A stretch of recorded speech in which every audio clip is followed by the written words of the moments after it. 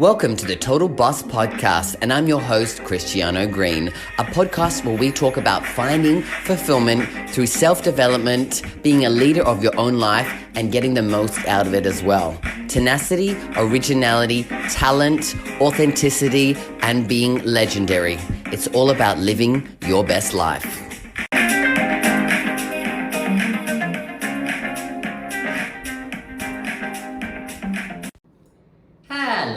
Hello, all you total bosses out there, and welcome to another episode of the Total Boss Podcast.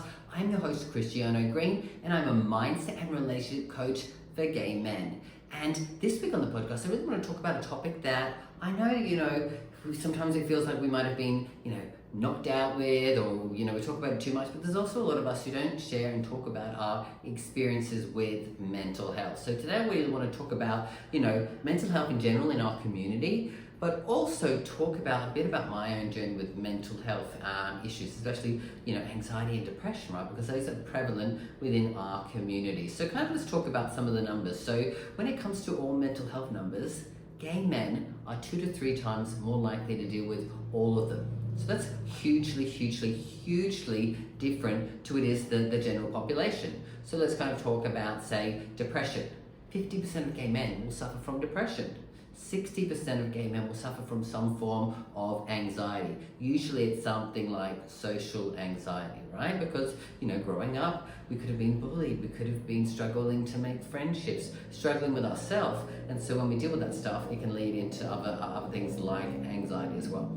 Now, over 40% of gay men will get bullied at some point in their life, whether that's in school, whether that is at home, whether that is in another social setting, could be, religions, things like that, or it could be even in the workplace. So, we deal with a lot more bullying, which can lead to higher increased rates of depression, anxiety, loneliness, right? Now, over 70% of gay men will suffer from loneliness. So that's a huge number, right? 7 out of 10 gay men will suffer from loneliness at some point in their life. And, when it comes down to what those things can do for you, we talk about, say, addictions and substance abuse.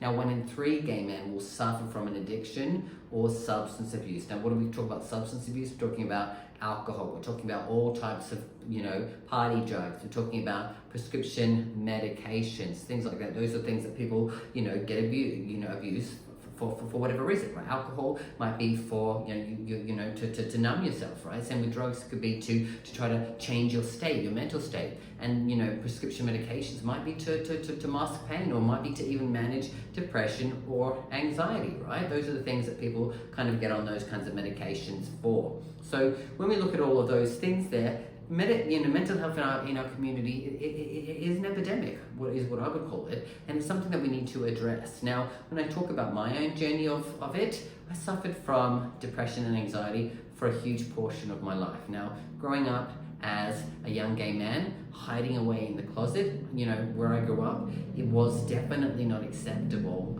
for you to be gay. There was no openly gay people out there, and anyone that I knew at school that came across as gay would have got beaten up or picked on and bullied. And I was one of those people. I got severely bullied every day of my school life for the whole time I was there, to the point where I don't even remember learning anything in school, to the point where, I didn't have any friends, to the point I completely isolated myself away from everyone. And so I would isolate myself in my room, dealing with the depression, just feeling like, is life going to be like this forever? To the point where I even had suicidal thoughts, And so those kinds of things manifested into also social anxiety. So, going out in public, I couldn't even go out to the shops or to the doctors on my own. I was 20 years old, and I remember calling my mum to say, I need you to take me to the doctors, because I couldn't go on my own, because I felt anxiety about sitting in the the waiting room for the doctor to call me, because who knows what someone could have said or would have done to me and made me feel uncomfortable. So I had severe anxiety around people as well. So for me, that led to suicidal thoughts, which again, for a lot of gay men, it does as well, because 1 in 10 gay men will either think about it or go ahead with it, or actually suicide will take their life as well, right? So these numbers, like I said, can lead to those areas as well. So for me, I had to really work hard to be able to overcome, the initial hurdle, especially when I'm coming out, because we all know how difficult the coming out experience is for us as gay men. And so for me, dealing with that, dealt with a lot of depression, dealt with a lot of anxiety, and I finally was allowing myself to go out to gay venues because I felt safer there. That was when I first started to, like I said, immerse myself into that world. Got caught up into alcohol, got caught up into drugs, and they were the ways that I dealt with my anxiety and my depression, right? If I was drinking, then my anxiety, social anxiety was gone. I could be the best person to talk to and meet because I was bubblish, and we all know what alcohol does as a lubricant for our confidence, right? That's what we call it, confidence, liquid confidence. Same with other drugs like, pills or GHB, right? Sometimes even meth, right? They all made my inhibitions go down and my personality go to 100. And I felt like this was who I was. And because I was doing them so often, I honestly did think that was who I was. So for a long period of time, I never really dealt with the social anxiety part of it. I dealt with anxiety at home, especially on the come downs of everything, but I didn't, at that time didn't necessarily put it towards being social anxiety because I was being social, right? And like I said, every time I was out being social, there was drinks in my hand, and then oftentimes, like I said, also drugs as well, because that was, how I lived my life for 10, 15 years, right? That was kind of the world that I fell into. And same, what would happen is I'd be out partying. Whenever I would go home on my own, that's when the loneliness would sit in. That's when the depression would kick in as well, because I never found someone. I never found a relationship. I would only ever, have random hookups with people. I always felt used. I always felt that people only ever wanted me for sex. And so I never opened myself up to really connect to other guys because, again, so many other gay men were struggling with what I was struggling with, and we were going through the same kind of cycle, feeling that way, pushing people away when anyone would come close, but really longing for someone to really break down our walls as well. So I'd go through that big cycle for 10, 15 years, feeling depressed, going out, shifting that there, drinking, drugs, blah, blah, blah, blah, blah, cycle every single week, which is something that so many of us go through, right? We party to the point where, we feel like we had the best time, and we did, but then the come down comes back to reality and we get knocked back into reality, and depression and anxiety will kick back in, which is what happened for me. And so for me, what I really had to work hard on was like dealing with some of the issues that I kind of avoided. So yes, I came out, and yes, I identified myself as gay, and yes, I overcame that part of it. But I didn't necessarily address the years and years and years of bullying, what that did for my self-worth, what that did for my confidence, what that did for my beliefs about who I was. Because I was told that I was a faggot every day. I was called that I was a loser every day. I was pushed downstairs, I had my hair pulled. I had like people throwing stuff at me, like all of those things that, you can imagine someone would do that like just makes you feel like an absolute piece of shit, right? And so I never worked on any of those things. So yes, I could mask it and numb it and avoid it for certain amounts of time, but they would always come back. And I was always just having rock bottom moments, relying on alcohol, relying on drugs. So, I used to think that I was an alcoholic, but I realized that I was just, a substance abuser. I would abuse everything to try to avoid any sort of feelings that were negative and try to enhance any sorts of feelings that could be positive. I tried to live in this happy bubble. I did that for many, many, many years. And if you were an outsider looking in, you would have thought I was probably one of the happiest people, because that's the kind of version that I showed for everybody else. We all know kind of, we're multifaceted. We show people different sides of ourselves. And the side that I wanted to show everybody out there was I was happy, I was fun, I was kind, I was a good friend, I was a good time. That's what I wanted to show, right? But deep down, like I said, there were so many times when I would get absolutely shit-faced and take too much, alcohol and drugs, that it would go opposite, and I would get really dark, and I would get really depressed, and maybe I would take out my hurt and my pain and my anger on people around me. And I hurt other people around me, right? But oftentimes I never remembered those experiences because I was so far gone. And so when you don't remember those things, you don't really realize where you've gone to, and you try to avoid it, especially if you're not ready to deal with the problem. You push it aside. I know I did. I pushed it aside so many times. You know, when people would share with me that their perspective on my alcohol and drugs, I would either push them away, or I'd get in a fight with them, right? Because I'd be like, don't tell me you can't talk to me about drinking, honey, because you've got a problem as well. So it'd be one of those things where I would always put down an excuse or come up with something because I wasn't ready to deal with that yet. I wasn't ready to go into the trauma and absolutely handle all of those years of shit that I went through. But like I said, for me to actually fully get to a place where I was healed and I was able to grow and I was able to then now help hundreds of other gay men who deal with these kinds of things, to deal with mental health stuff, to overcome their depression, to overcome their anxiety, to find happiness, to actually find self-love, self-worth, self-confidence within themselves, so they can find someone to have a relationship with, so they can find a better career, so they can improve their relationships, all of those different areas which I helped so many people with because I did it for myself. I had to do that because I was ready to say I need some help from somebody else. I thought I had to do everything on my own for so long, and I struggled, like I said, getting anyone getting support and asking for support, because I didn't want to show anybody that I needed it. I had to be strong. I had to be the toughest. And when we have to be the strong and the toughest, we don't allow other people in to support us and help us, even though probably so many people want to, because we're probably the kinds of people that help and support everybody else, right? But we have to be able to let people in to do that. So that was the first step. I had to let people in and say I needed help.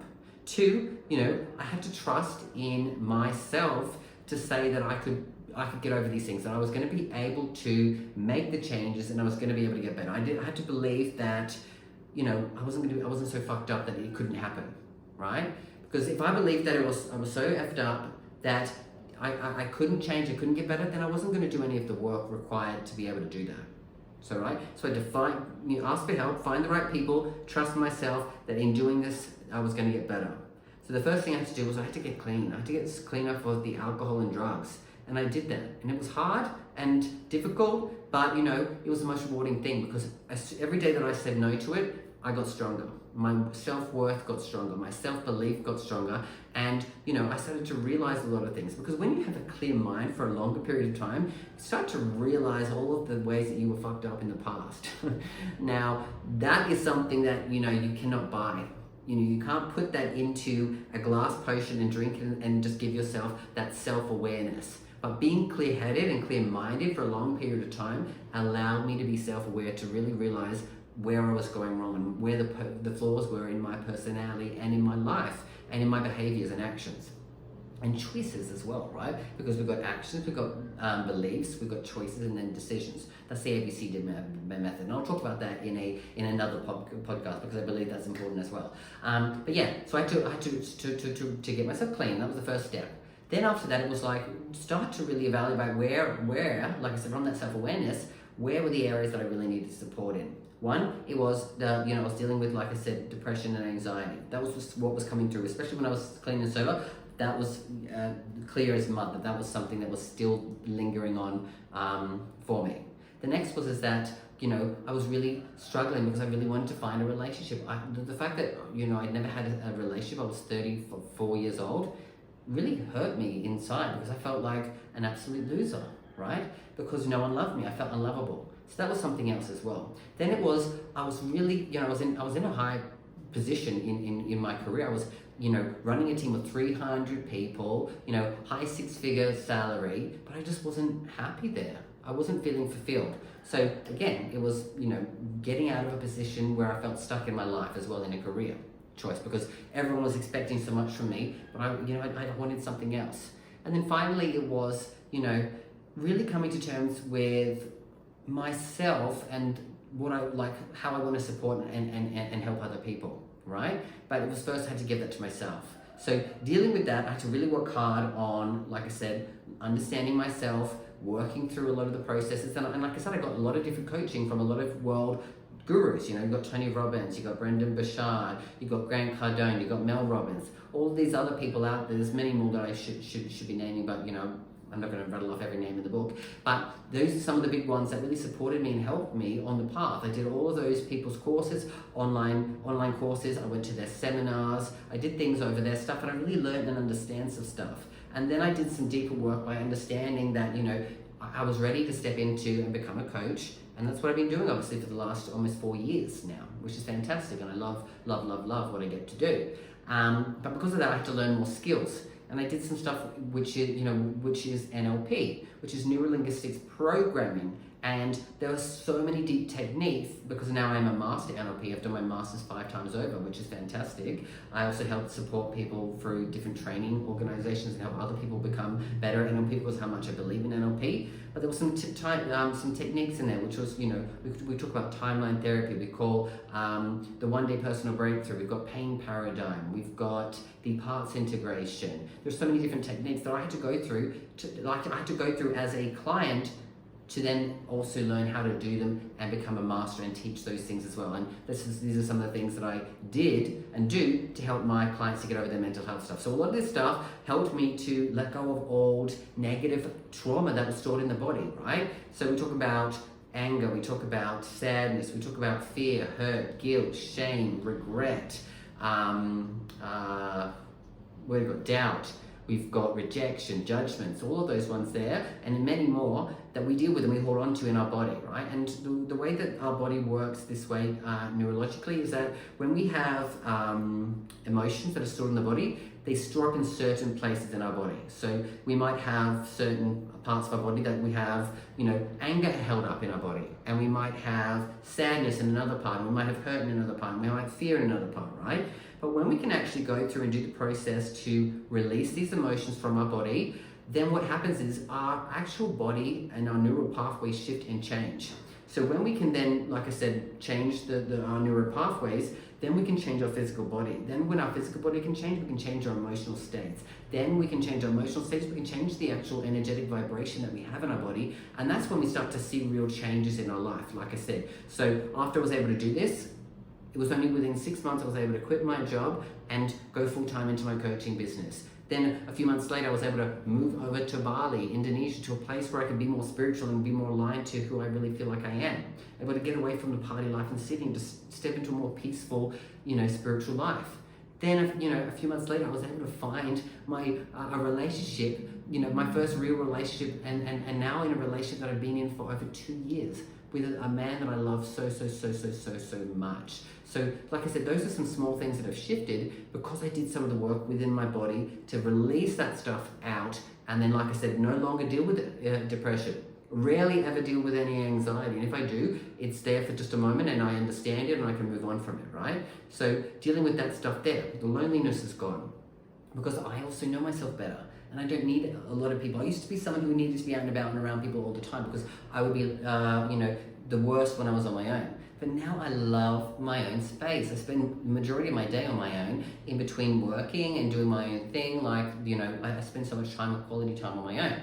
So those are some of the things that I do as well. So again, kind of what I'm really trying to share here is that I know there are people out there who are listening who are dealing with depression, anxiety, loneliness, addiction, substance abuse, all of the different areas out there.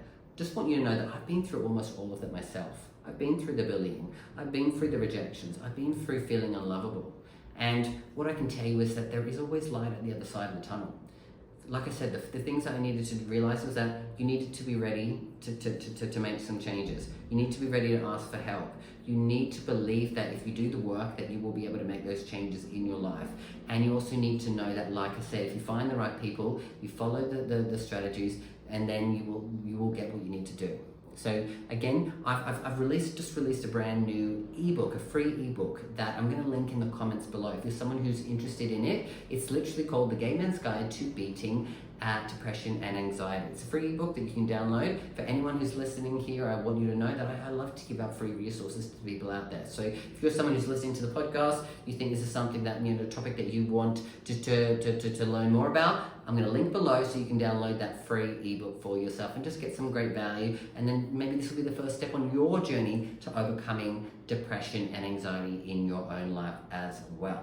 All right then, that's as much time as we have for today. So as always, if you've got some questions, if you've got some shares, if you've got some comments, leave them below or reach out to me privately on social media. You know where I'm at. I'm on Instagram, Facebook, TikTok, all of the places.